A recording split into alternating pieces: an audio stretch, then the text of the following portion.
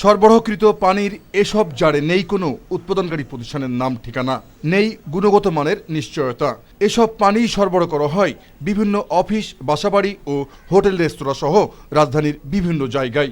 Sticker নাই তা তো সবাই জানে, বেচতেছে সবাই, আমিও বেচতেছি। ভোক্তাদের কাছে পানির বিশুদ্ধতা পরিমাপের কোনো যন্ত্র না থাকায় একান্ত বাধ্য হয়ে সরল বিশ্বাসে পান করে যাচ্ছে এই পানি। পানি খাইছি হয়েছে, এর ছাড়া বিকল্প কোনো ওয়ে তো আমাদের নেই। আর এটা যে আমরা টেস্ট করব এরও তো কোনো আমাদের ব্যবস্থা নেই।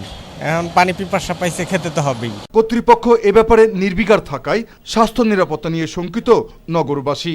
পানির জারে আসলে কোনো বিএসটিআই অনুমোদন নেই, এই পানি অহরহ খেয়ে যাচ্ছে। বাট এর কারণে যে আমাদের দীর্ঘমেয়াদী বিভিন্ন হেভি মেটালের প্রবলেম এবং বিভিন্ন ক্ষতিকর ডিহাইড্রেশনের প্রবলেম এগুলো প্রতিনিয়ত হচ্ছে। রাজধানীর বিভিন্ন এলাকায় অসংখ্য অনুমোদনহীন পানির কারখানা, বাইরে তালা, ভেতরে চলছে পানি ভর্তি।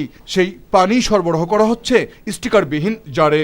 কোনো বিএসটিআই অনুমোদন আছে কিনা? অনুমোদন প্রসেসিং আছে, অবৈধ চলছে। এই পানি সরবরাহকারী প্রতিষ্ঠানের বেশিরভাগেরই নেই কোনো সনদপত্র। বেশিরভাগ করা হয়নি, এটা কেবল নতুন একটা প্রজেক্ট। বিএসটিআই স্টিকার আমি ইউজ করি না এখন। লোকাল মার্কেটে এই দোকানে দোকানে যেগুলো। কিন্তু আপনার বিএসটিআই অনুমোদন ছাড়া কেন চালাচ্ছেন? আপনি তো জানেন অবৈধ। না ঠিক আছে, এখন আমি ওই যে প্রক্রিয়াধীন আছে এই কারণে। পানির অপর নাম জীবন হলেও জীবন রক্ষাকারী পানি নিয়ে চলছে অবৈধ বাণিজ্যের পসরা।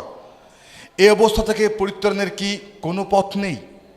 এই সংকট উত্তরণে কি আর কোনো পদক্ষেপ নেবে না সংশ্লিষ্ট কর্তৃপক্ষ?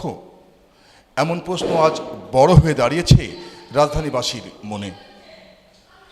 জাহিদ আহমেদ বাবু, মাই টিভি, কামরাঙ্গীরচর, ঢাকা।